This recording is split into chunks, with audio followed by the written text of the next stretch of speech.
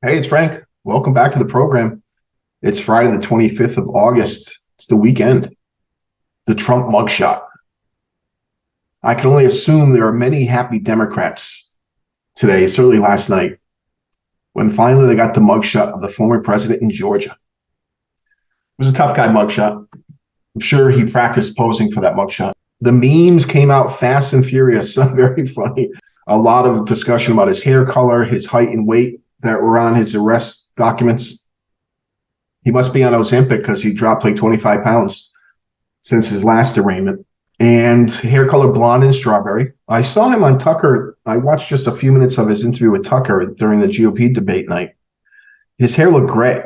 He should just let it go. Stop with the hair coloring, Donald, and stop with the makeup. Good Lord, enough with the makeup. Be that as it may, so far he hasn't been stopped.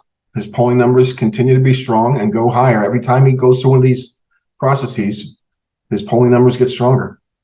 And if he isn't in jail, he's going to be the GOP nominee for president in 2024. I mean, think of the stress and anxiety that must be going on behind the scenes. Thank God he has lots of money. Unfortunately, most of the money he's using legally to defend himself is coming from donations. Not a big fan of that either. It's been 8 years of Trump, and it's going to be at least another year of the same. We noticed the ratings for the first GOP debate were way down compared to 2020, about 13 million viewers, apparently.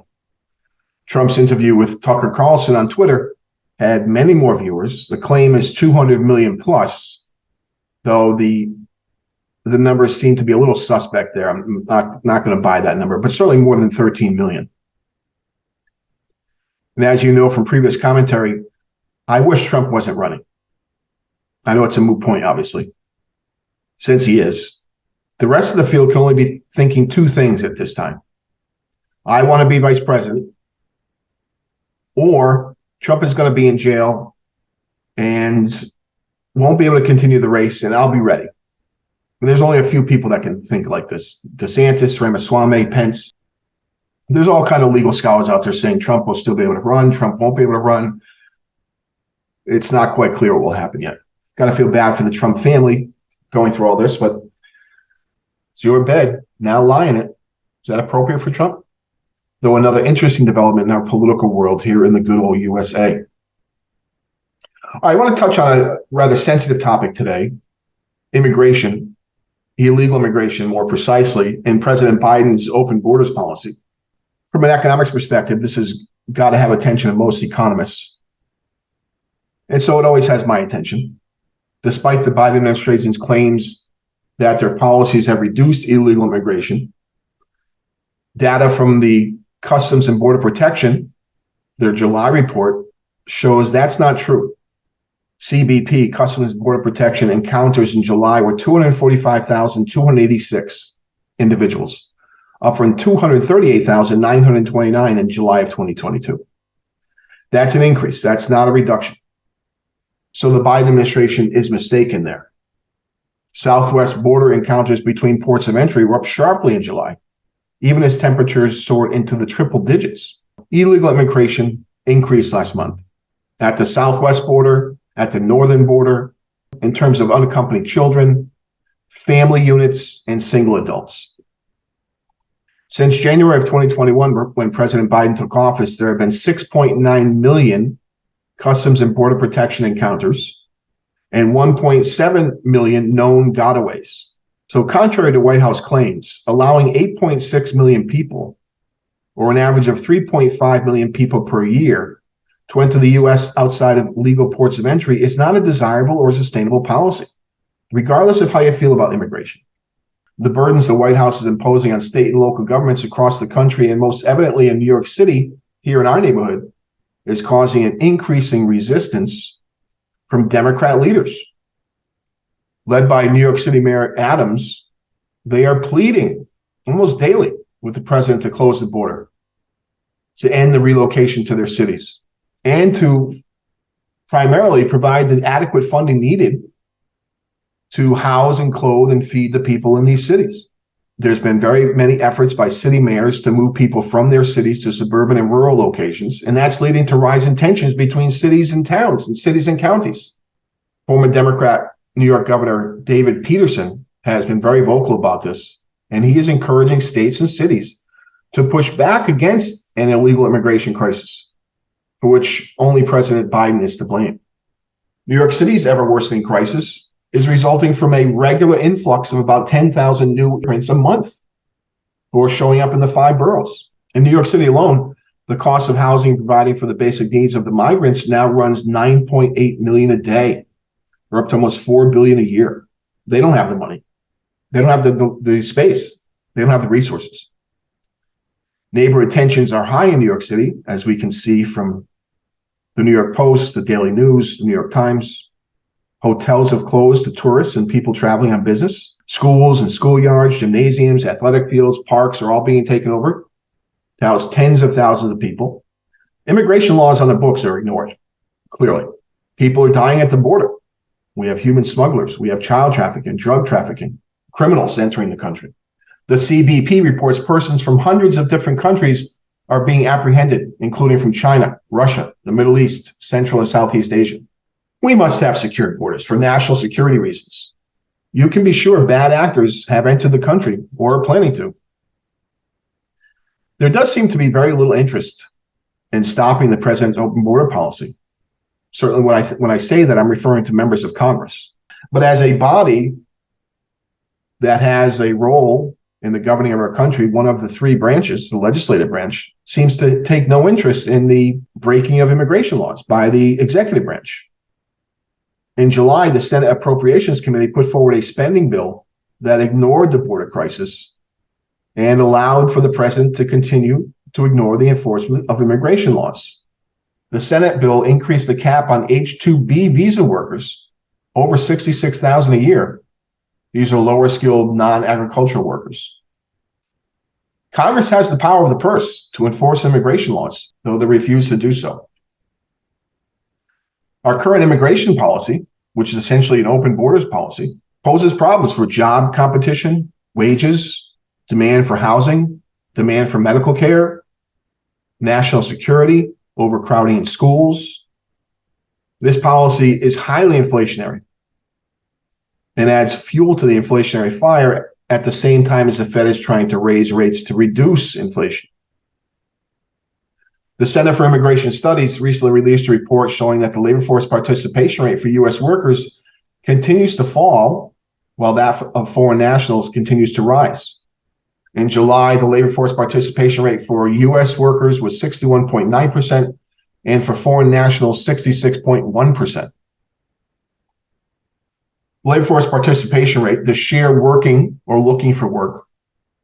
This is relevant to the immigration debate because one of the arguments for allowing so many legal immigrants or tolerating huge numbers of illegal immigrants is that low unemployment rate, along with the aging U.S. population, means there are not enough workers. That's a spurious argument. This ignores the enormous increase in the number of working age people not in the labor force who do not show up as unemployed because they are not actively looking for work. We call these people discouraged workers. Further, being out of the labor force is associated with a host of profound social problems, from crime and social isolation to overdose deaths and welfare dependency.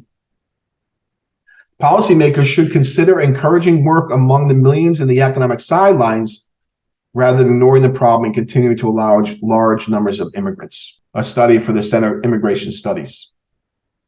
We have high degrees of moral hazard here. Adverse selection is high. At the border, there are no background checks, no COVID vaccine requirements, no meaningful health checks. Listen, America has and will continue to benefit from legal immigration. And we want to encourage the best and brightest and the hardest workers and those wanting a better future to come to our shores, for sure. Not like this, though.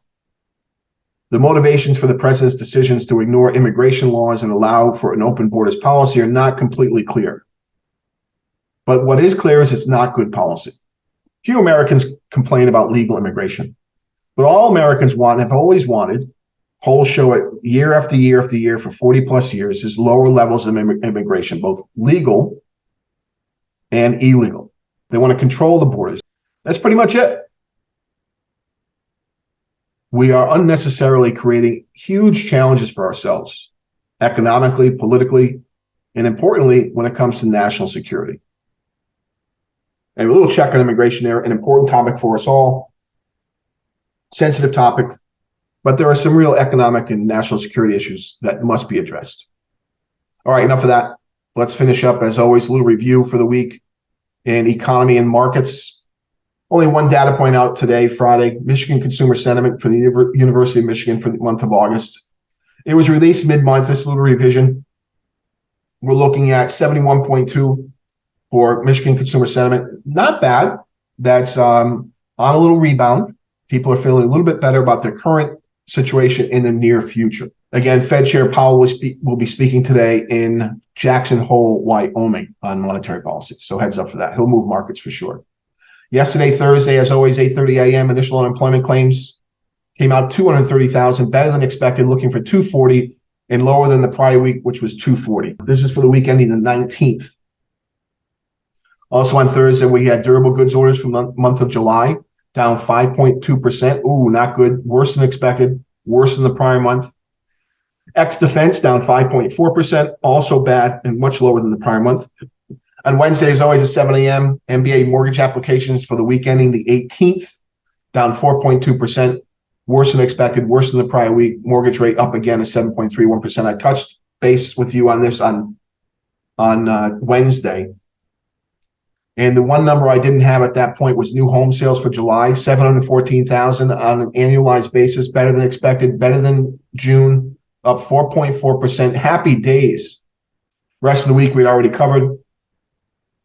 And so now let's take a look at markets like CNBC.com. That data that I quote to you, by the way, is a great source for that is investing.com. Go to their economic calendar, a really, really friendly economic calendar. So checking in on CNBC and markets for the week, S&P 500 opened the week at 4,392, had a high on Thursday of 4,450. A low was on Monday at 4,360. Currently trading 43.76, down 16 for the week. The U.S. 10-year Treasury, the benchmark interest rate, our proxy for the yield curve, opened the week at 4.28%, had a high on Tuesday at 4.36%, low on Thursday at 4.18%. Currently trading 4.255%, down 2.5 basis points on the week. NYMEX, West Texas Intermediate, oil opened the week $81.21, had a high on Monday of $81.61. The low was on Wednesday of $77.73, currently trading $79.92 a barrel, down $1.29 on the week. Not too bad. Saudi Arabia is restricting output to push prices higher. Gas prices, have you noticed, high threes, low fours in the Northeast? Not good. Checking on a foreign exchange, the U.S. dollar index is our proxy. Opened the week at 103.32. Had a high on Friday, today at 104.05. Low was on Monday at 103.27. Currently trading 104.05 at the highs, up 75 pips on the week. Stronger dollar. So what do we have on the week? Lower stocks, lower interest rates, lower oil, stronger dollar. Those four things don't correlate like that. We have an irrational market this week, but nonetheless, those are the prices we have. That's the price action we have. And that is it for the week. I'm Frank. I'm done. Always try to buy American.